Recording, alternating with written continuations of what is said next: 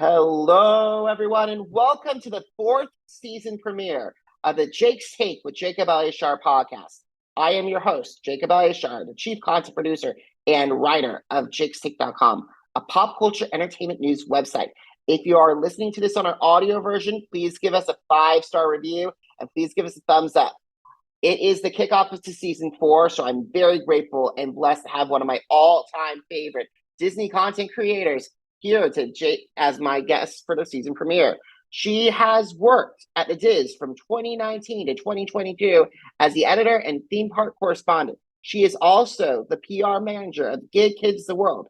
And as of this recording, she has over 6,300 followers on YouTube. So please help me welcome the fabulous Deni Sunderly to the podcast. Thank you so much for having me, Jacob. That was incredibly kind. I really appreciate it. You're so welcome, Deni, and I'm so grateful to kick off season 4 with you.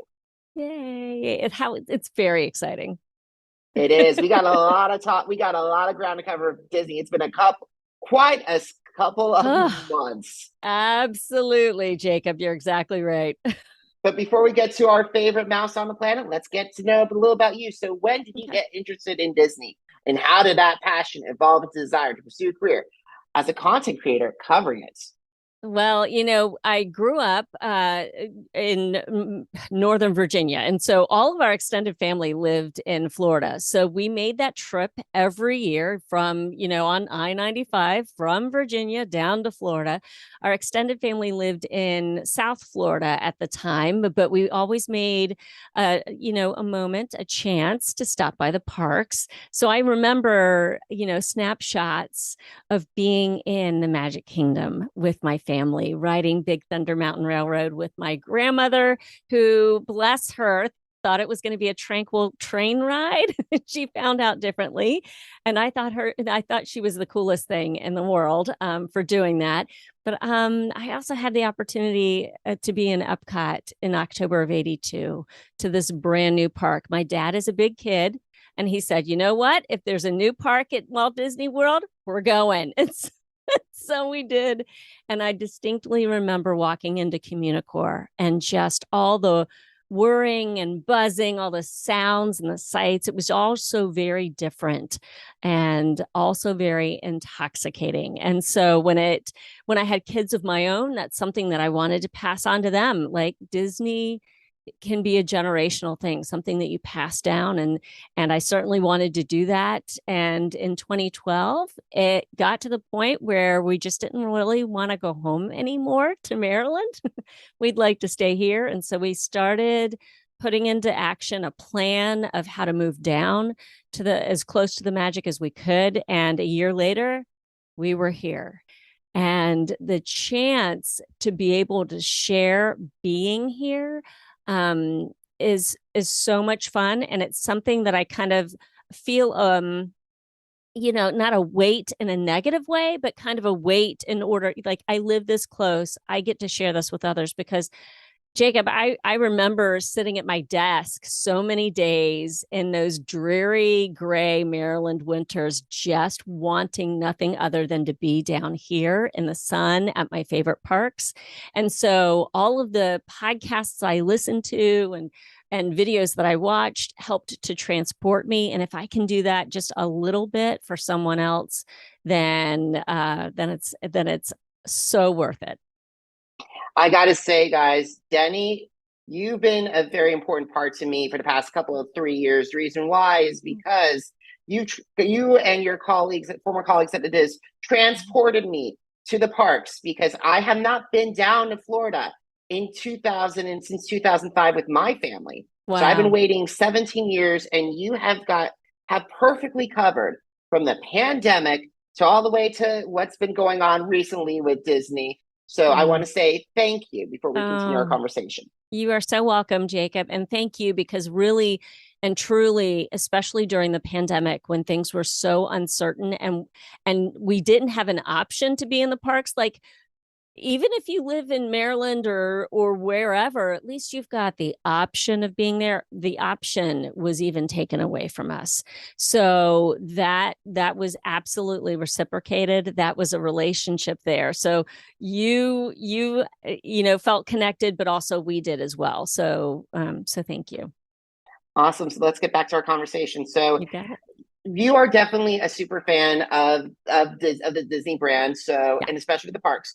But what are some of the challenges that you face covering it? And how do you properly balance being a super fan, but all at the same time you're also a professional? Yeah, we can love things and also be honest about that thing that we love. I feel like I'm a fairly lovable person, but my goodness, I've got my quirks. And the Disney parks, I feel, are the same way. Like, I can love those parks. I can love them from being there or from afar, but I can still shake my head and go, I think you've lost your mind just a little bit here. I don't know where the direction is right now, or I don't know how connected people making the decisions are with the theme park real time experience. And so yes, I am a super fan and I see things typically from a fairly a positive point of view. But at the same time, I can look at something and say, but we got to work on this. Like, let's try to tweak that just a little bit or make that better. So I try to look at it as honestly as I can. And you guys do a great job out of it. Same with me with America's Got Talent. As everyone knows on my podcast, I've been covering AGT since 2000 for almost a decade. So I love the Amazing. show, but also I can also be very critical of it as well. So I Yep. totally get that. So I would love to learn about your opinion of the Walt Disney World and the 50th anniversary. So how did the Disney theme park celebrate this momentous occasion? Or in your humble opinion, did they miss the mark? Oh, Jacob. You know what? It was an opportunity. It was nice to be in the Magic Kingdom on October 1st, 2021. But yeah, they did. They missed a mark. There was an opportunity to be had here that you're getting one time. Like, you've got one shot, even if it's an 18-month long celebration like the Disney parks are wont to do. You've got that one day and to really launch things. And so I was there with my hubby before dawn in the Magic Kingdom, and there was an electricity.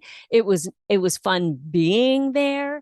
That being said, after the little welcome show, morning show, there wasn't a lot to be done the rest of the day that was very strategically, intentionally crafted to connect people with this unique moment. Yes, there were snacks. Yes, there was merch, although the merch was incredibly, in my mind, lackluster. I walked out of there, Jacob, without a t-shirt, and I have a drawer filled with Disney t-shirts. Like, Wow. I'm a sucker for Disney t-shirts. But even I looked at them because they had everything, beautifully displayed. I just went, yeah, no, I am, that's a hard pass. So I rolled out of there. I think I got a pin and that was it. It was nice being there. And I like to look at things positively, like I said, but it's really hard in the end of the day to look at it and go, yeah, it was perfect, because it really wasn't. Disney Enchantment debuting that day, that's the nighttime spectacular, the new fireworks show. It's nice. I like it, but literally it is generic. That fireworks show is generic. You could pick up that fireworks show and put it in any other Disney park around the globe, and you'd be like, oh, that's fine. That works. That fits. They had a moment to really pay homage to this park, to Walt Disney World, to Magic Kingdom specifically. And instead of a dedicating of the park, again, a rededication, it was it was packed. There were little touches here and there, but it just didn't it wasn't what it could have been. They focused a lot on the characters, like in Disney Enchantment. It's very character focused.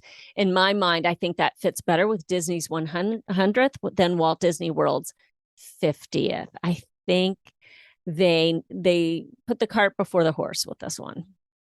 I have to agree with you on that. And to hear that Enchantment is just basic after years of wishes, and then Happily Ever After, those two fireworks are very fan favorites.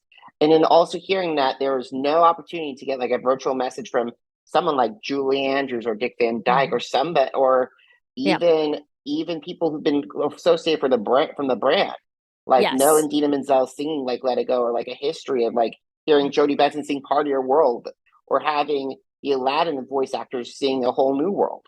That would have been. Yeah, I don't mean to cut you off. They did put Walt Disney, in the beginning of it. They've kind of shoehorned him in.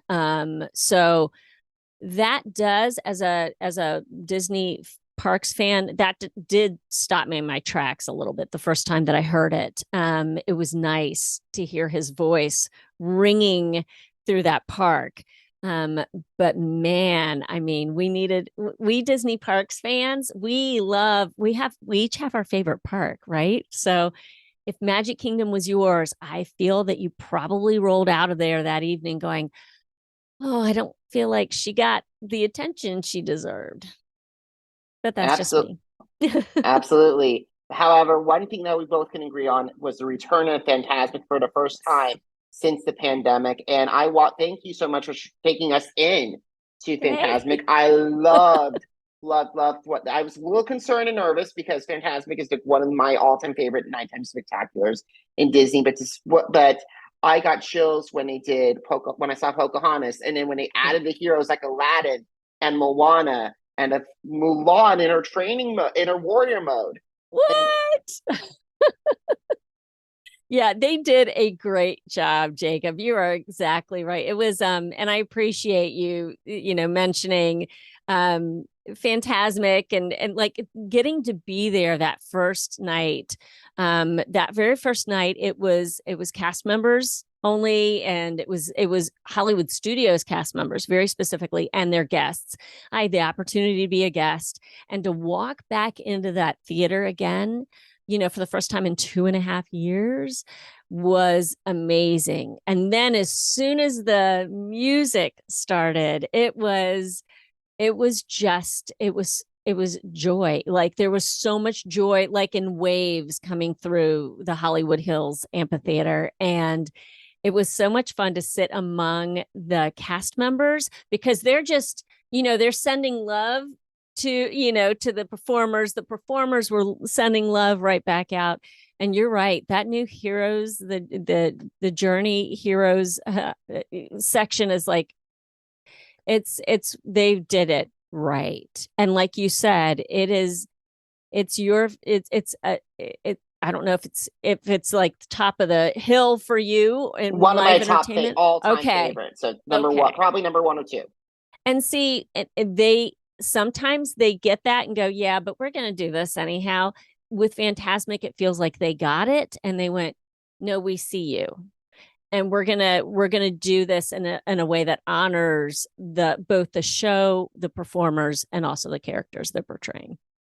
Speaking of we see you and we hear you, we got to talk about one of the biggest events that has dominated the past few weeks of Disney coverage, and that means Bob Chapek was gone, and now Bob Iger is back at the helm. So what were your thoughts going through your minds when you heard all about that major story? Jacob, it happened. Can we just say it happened at 10 p.m. on a Sunday night? So 10 p.m. Eastern. I am in my jammies, sitting on my couch, one last scroll through social before, relegating myself to trying to get to bed. And this shift, it was a complete, I feel just like something spun on a dime is what it felt like to me as a Disney Parks fan and as a Disney Company fan. And that's exactly it, Jacob. It's like they just got their wits about them after, a couple years of dealing with Bob Chapek and his very numbers forward leadership. of the Walt Disney Company, and they just said, you know what, we got to stop this. He was making them money. He was making the company money there for quite a while. Direct to consumer, Disney Plus is his favorite. When he on the earnings calls, oh man, he loved talking about DTC. That was his thing. But he did not understand Disney Parks fans. He just didn't. And I don't know that he fully understood Disney animation fans. Just some of the things that he has said along the line, just kind of shows his hand at that. And so yeah, when the news came that Bob Iger was back, who, it's worth noting, was not perfect in his first run of leadership. We had plenty of complaints for Bob, but I think we're just so thankful not to have Bob Chapek at the helm anymore that we'll just take anyone. Please send us someone who gets us a little bit more and gets the parks a little bit more. And it's funny, the thing that strikes me the most about Bob Iger is that even if he has something negative to relay, he's got some bad news we need to try to, choke down, it's done with compassion. That's not something that Bob Chapek did. Bob Chapek, I'm sure he has emotions. He did not let them show, even in moments where I really feel he needed to. He needed to have cast members' backs. He needed to, step forward and fight for live entertainment. He needed to do X, Y, and Z and show a bit of humanity, and he just never did. So for me to have someone back who connects with Disney Parks fans a little bit more readily is a welcome thing. I totally agree. I think Bob Iger is probably one of the best masters to have done, right next to Michael Eisner as well when it comes to the park relations as well. And I think with all the stuff as a journalist that he did with ABC News and also with Marvel fan, I think as I see you guys let you know in the audio version, I'm seeing Deni's Captain Britain and Captain America shields as well. And I really hope that, and also Infinity Wars, and I also see Boba Fett as well. Mm-hmm. And yes. I gotta say, though, I think the Mandalorian and the Avengers franchises have been very key part of the Bob Iger success with entertainment. So I really hope that he does bring not just the entertainment, but also bring back and make the parks more friendly and more not just feel like nickel and dimed. Absolutely. Bob Chapek he just did it one piece at a time. Like it was a breaking away of the in-park experience, and at one inch at a time he monetized the daily experience in the parks. And what was normally, it wasn't free, we paid for it as park guests or annual pass holders, whatever ticket media you used to get into that park that day, you paid for it.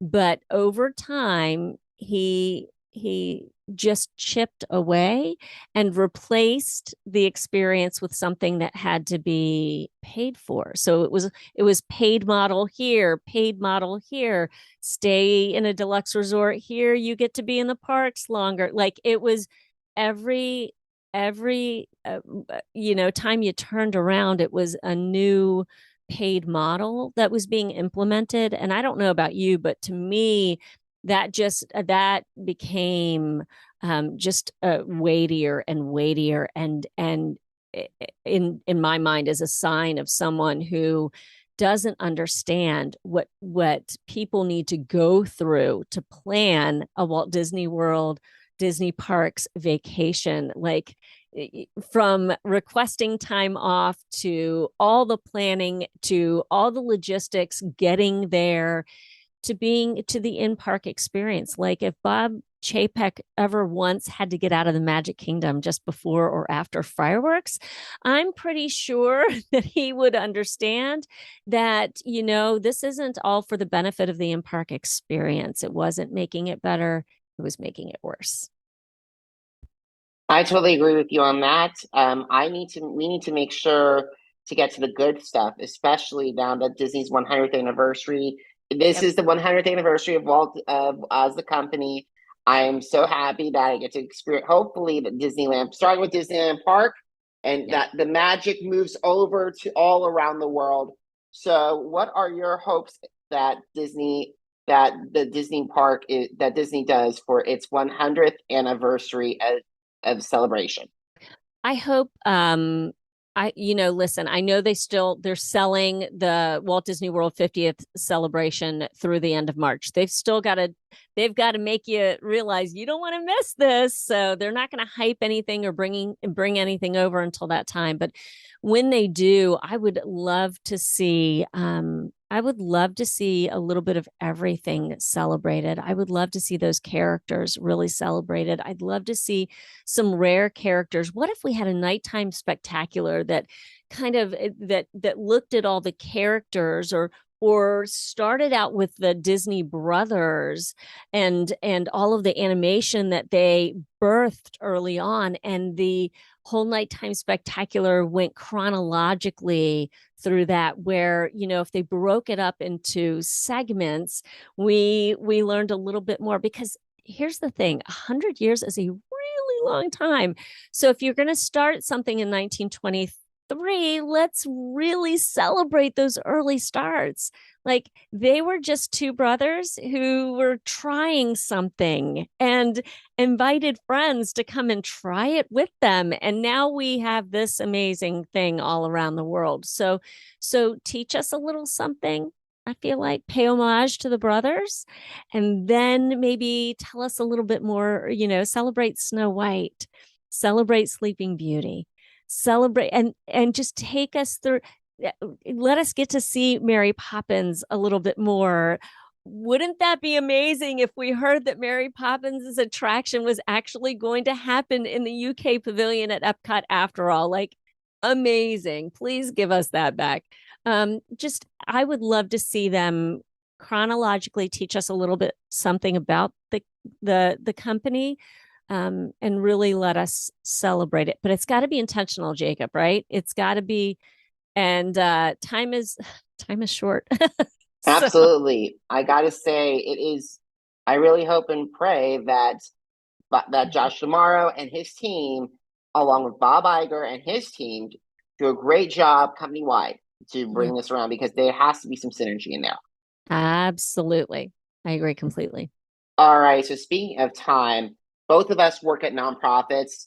I work with Jewish Family Services of Greater Kansas City, but you also are helping out Giving Kids the World as well. So what can my audience do as 2023 begins to help give kids the world?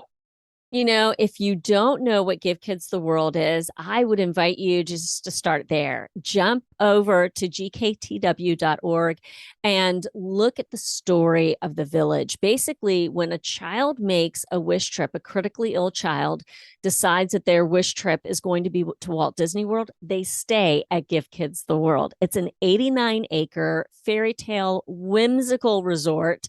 It is the happiest, arguably happiest place on earth. Okay. I know we Disney Parks fans might take umbrage at that, but it really is. It's just a joy-filled place. And so get to know the village and check those things out. I would share the village with others, like let them know there are ways that you can do personal fundraisers, like on Facebook, on other social channels, just ways for you to raise funds on your own. And then, of course, to donate to the village.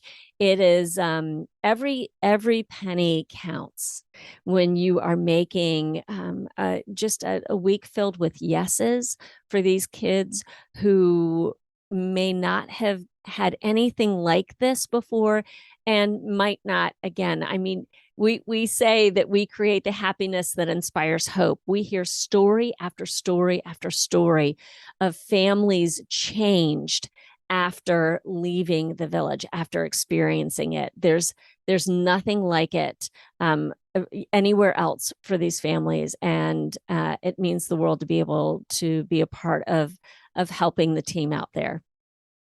That's amazing work. You're doing phenomenal work. I've seen a lot of my friends who are on reality TV do Hearts of Reality. Yep. So Want to give a huge shout out to them as well. So thank you so much Absolutely. for all that you do for Give Kids World. So we got to start winding down our conversation. So Deni, where can Yes. my audience connect with you? And also, how can they connect with, and not just with you, but also how can they connect with Give Kids the World? Yeah. So you can connect with me at, I've got on my YouTube channel, it's my name, it's Deni Sunderly. So DeniSunderly. You can follow me on Instagram and Twitter. I'm more active on Instagram than Twitter. At the same, it's Deni_Sunderly. And then Give Kids the World, definitely hop over to gktw.org. Awesome, Deni. So, guys, if you are interested in hearing more episodes of the Jake's Take with Jacob Elyachar podcast, and if you missed it, what are you waiting for? Head to Apple Podcasts, Google Podcasts, iHeartMedia. In addition to that, Spotify and Spreaker, it's Jake's Take with Jacob Elyachar, JACOBELYACHAR. Are you on social media? Because I'm on social media too. Facebook, Instagram, Twitter, and YouTube. Jacob Elyachar, JACOBELYACHAR. And Deni, I can't believe this, but August 2023 marks Jakes-Shake.com's 12th anniversary. Congratulations. That is amazing. Thank you so much, Deni. And guys, on Jakes-Shake.com, you can find out all my music reviews, what's going on with shows like America's Got Talent and The Masked Singer, and also other interviews I've done. Deni, thank you so much for taking time out of your schedule to talk with me today. I really appreciate it. You are the perfect guest to kick off my 4th season. Yay. Congratulations, Jacob. And thank you so much for inviting me on. I really appreciate it. You're so welcome. And Deni and guys, thank you so much for taking time out of your schedules for listening. Until next time, have a great one, everybody. Goodbye.